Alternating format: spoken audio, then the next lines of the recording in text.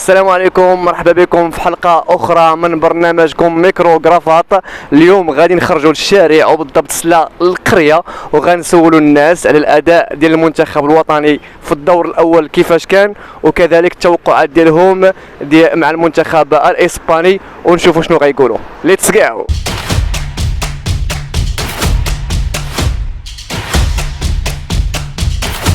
سول واحد الاخ بغينا غنسولو، السي ابراهيم معروف غني عن التعريف، بغا يكرمنا كاع، ولكن حنا غنسولوك وغنمشيو بحالنا. كيفاش جاك الاداء ديال المنتخب الوطني في الدور الاول من كاس العالم؟ بصراحة أنا جيت مسرور على هاد المقابلة ديالكم اللي هي واخا كتبقى يعني في إطار محدود غير في القرية، حنا متشرفين بها بزاف. ولكن كيشوفوا ان الناس بلاص بزاف ديال المدن. هي لأن هادشي هذا ولا جديد عندنا دابا حاليا، هاد التكنولوجيا هادي تبارك الله وصل عن بيه قربات بزاف ديال الآراء المواطنين. اول في ثلاثة المقابلات صراحة كان الدور مزيان.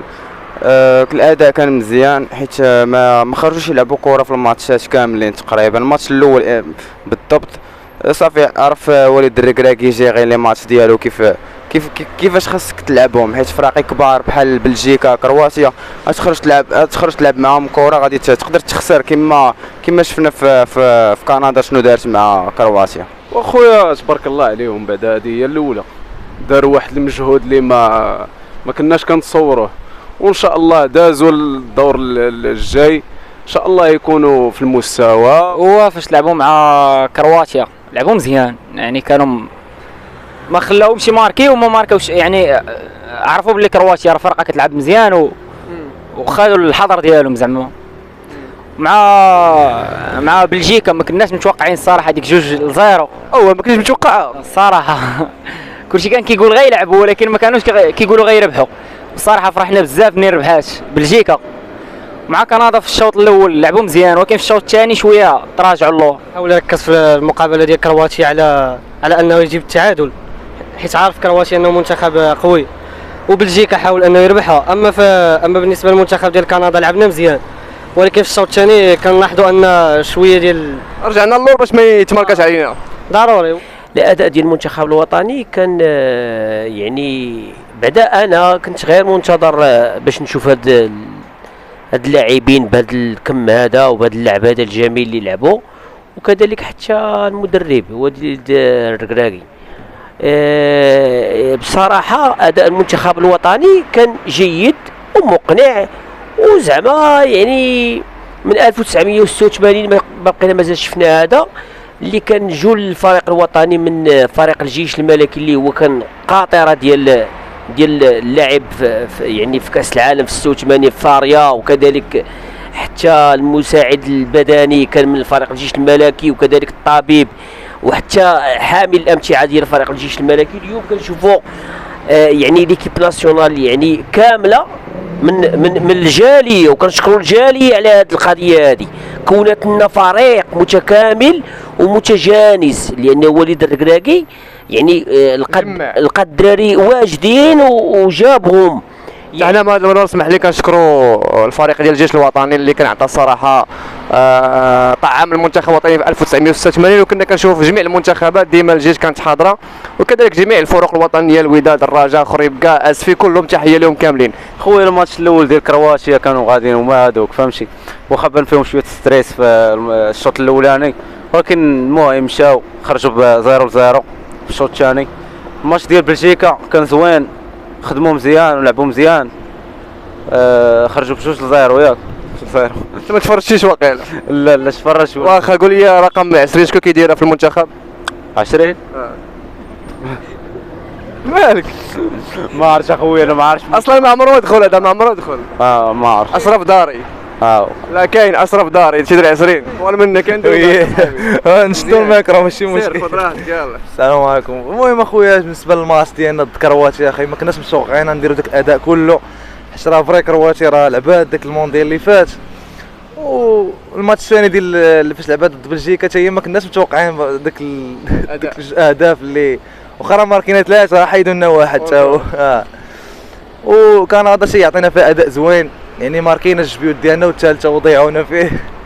لعبنا ديما. شنو كتوقع النتيجه المنتخب المغربي ضد المنتخب الاسباني؟ ضد المنتخب الاسباني.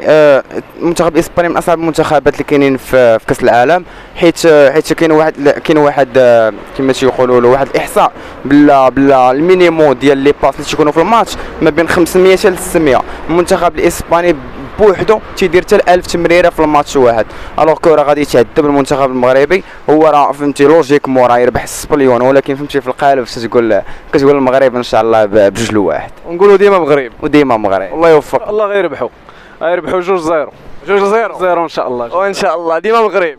ديما مغرب. اسبانيا اش غنقول لك، هما راه كيلعبوا ولكن اخي غنربحوهم ان شاء الله. كلشي ان شاء الله وديما مغرب. ديما مغرب.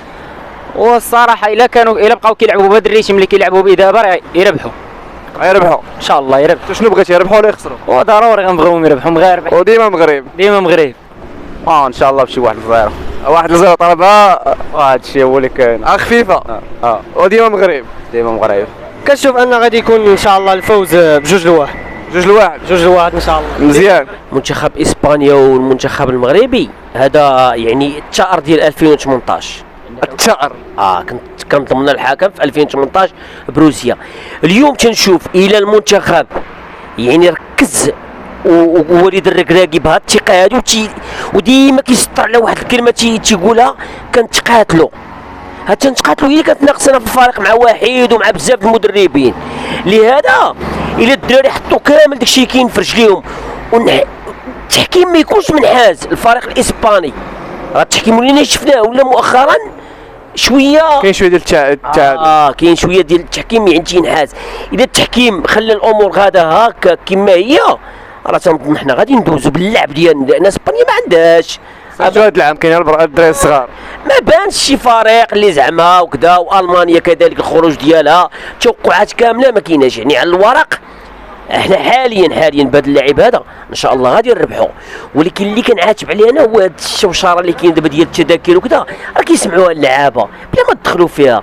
مشيتي ما لقيتيش تشتكي بلا ما دير الاعلام والشوها وكذا، راه اللعاب راه التركيز ديالو كيمشي مع الجمهور كيتشتت. خليونا يعني شوف اوروبا ما كاينش واحد يجبد هذا الشيء هذا.